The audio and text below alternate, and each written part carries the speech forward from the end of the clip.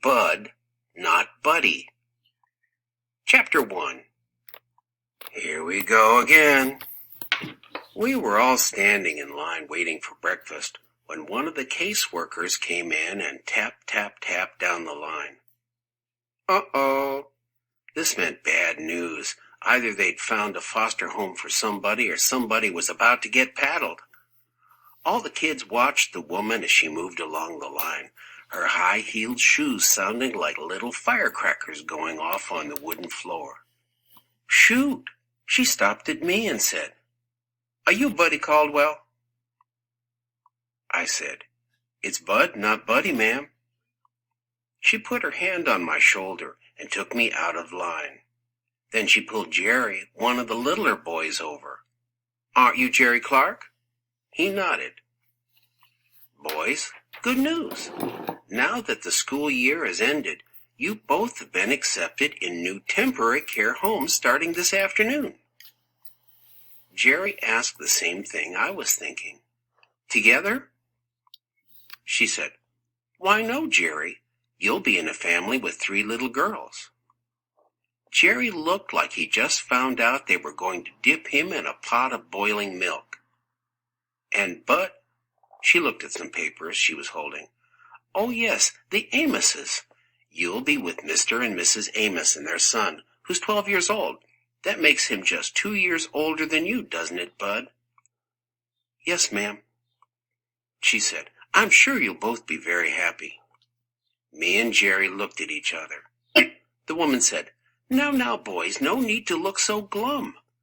I know you don't understand what it means, but there's a depression going on all over this country. People can't find jobs, and these are very, very difficult times for everybody. We've been lucky enough to find 2 wonderful families who've opened their doors for you. I think it's best that we show our new foster families that we're very—" She dragged out the word very, waiting for us to finish her sentence for her. Jerry said, "cheerful, helpful, and grateful."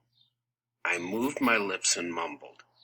She smiled and said, "Unfortunately, you won't have time for breakfast. I'll have a couple of pieces of fruit put in a bag. In the meantime, go to the sleep room and strip your beds and gather all of your things." Here we go again.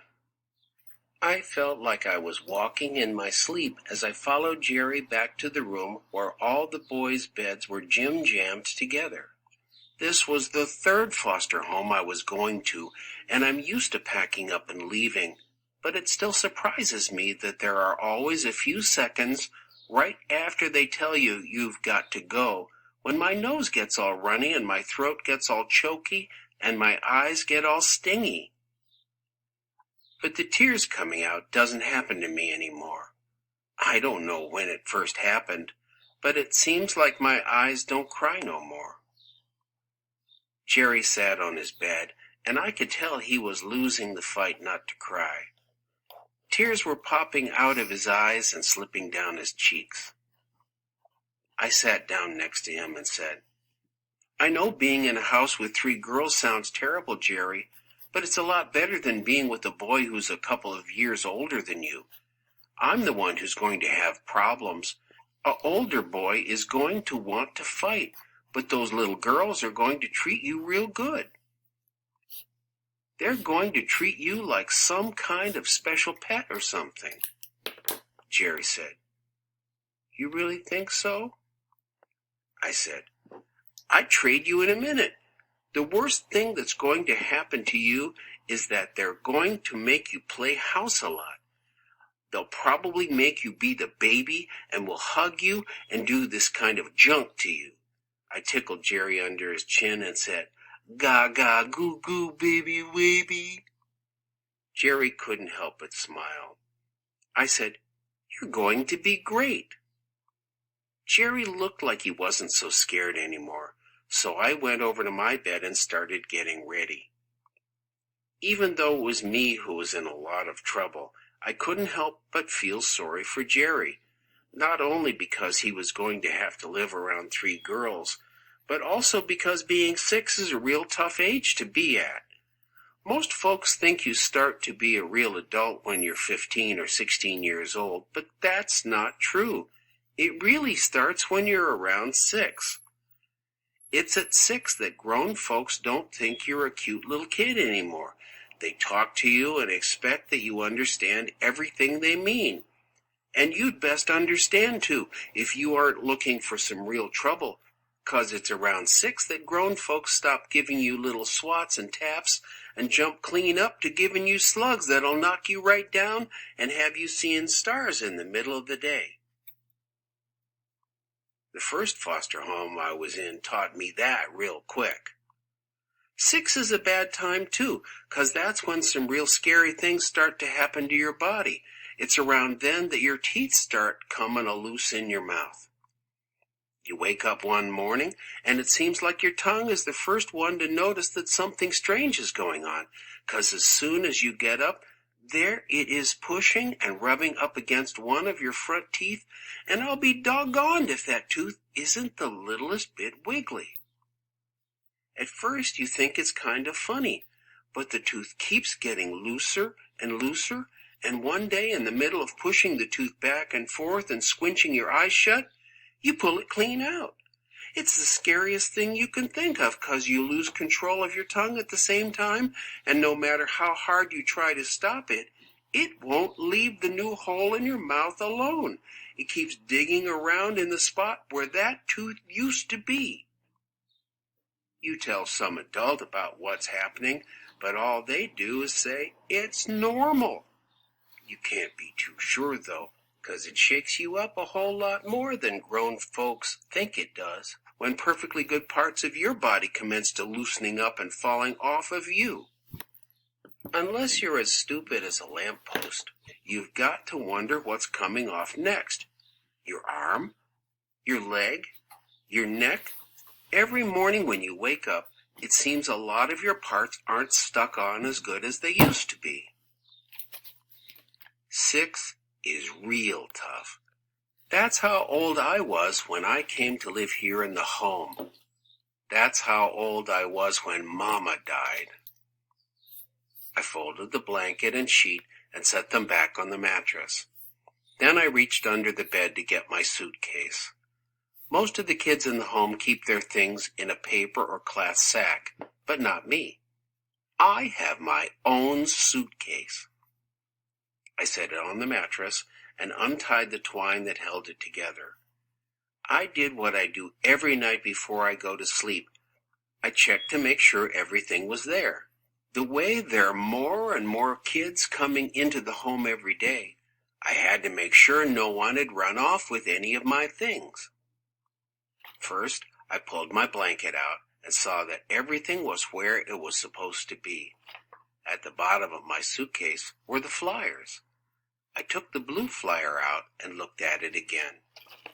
The paper was starting to wear out from me looking at it so much, but I liked checking to see if there was anything I hadn't noticed before. It was like something was telling me there was a message for me on this flyer, but I didn't have the decoder ring to read what it was. Across the top of the flyer, written in big black letters, were the words, "Limited Engagement."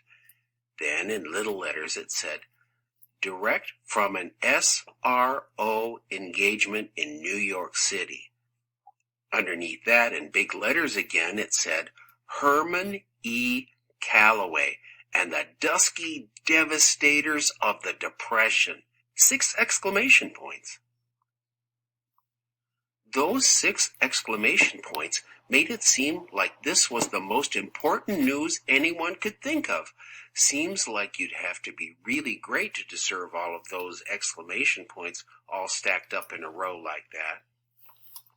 Next, the paper said, "Masters of the New Jazz." Then in the middle of the flyer was a blurry picture of the man I have a real good suspicion about. I've never met him, but I have a pretty good feeling that this guy must be my father. In the picture, he's standing next to a giant fiddle that's taller than him. It looks like it's real heavy, 'cause he's leaning up against it trying to hold it up. He looks like he's been doing this for a long time, and he must be tired 'cause he has a droopy, dreamy look on his face. There are two men beside him, one playing drums and the other one blowing a horn. It wasn't hard to see what the guy who must be my father was like just by looking at his picture. You could tell he was a real quiet, real friendly, and smart man. He had one of those kind faces. Underneath the picture someone had written with a black fountain pen, "One night only in Flint, Michigan, at the luxurious 50 Grand on Saturday, June 16th, 1932. 9 until ?" I remember Mama bringing this flyer with her when she came from working one day.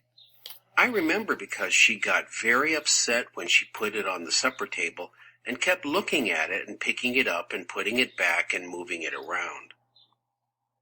I was only 6 then and couldn't understand why this one got her so upset. She kept 4 others that were a lot like it in her dressing table, but this one really got her jumpy.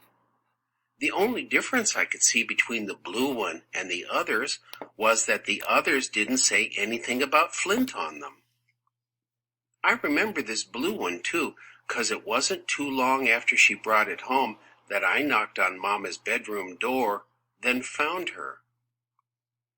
I put the blue flyer back in the suitcase with the 4 older ones and put everything back in its place. I went over to the big chest of drawers and took my other set of clothes out and put them in the suitcase too. I tied the twine back around my bag, then went and sat on Jerry's bed with him. Jerry must have been thinking just as hard as I was, 'cause neither one of us said nothing. We just sat close enough so that our shoulders were touching. Here we go again. Chapter 2.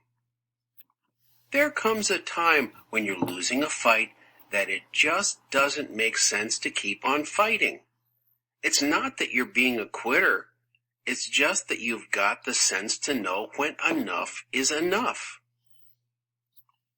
I was having this thought because Todd Amos was hitting me so hard and fast that I knew the blood squirting out of my nose was only the beginning of a whole long list of bad things that were about to happen to me.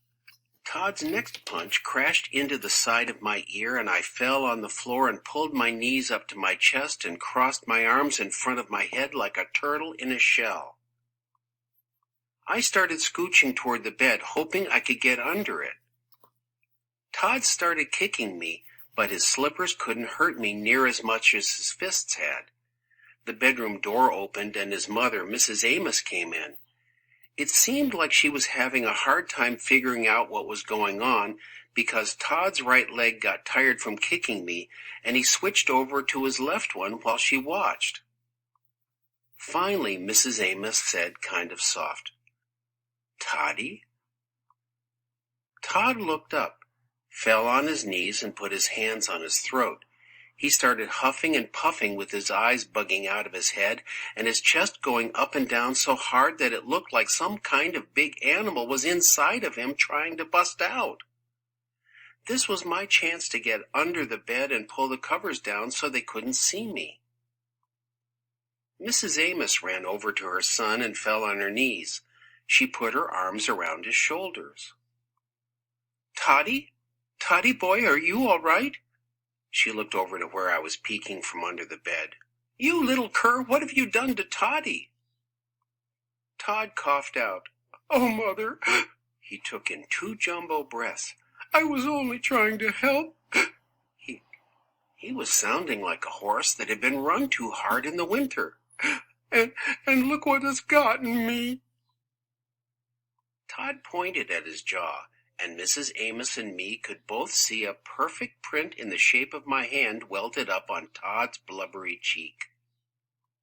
With one quick snatch, she had me from under the bed and out on the floor laying down next to Todd. "How dare you? This is how you choose to repay me? Not only have you struck him, you have provoked his asthma." Todd said, "I just tried to waken him to make sure he'd gone to the lavatory, Mother.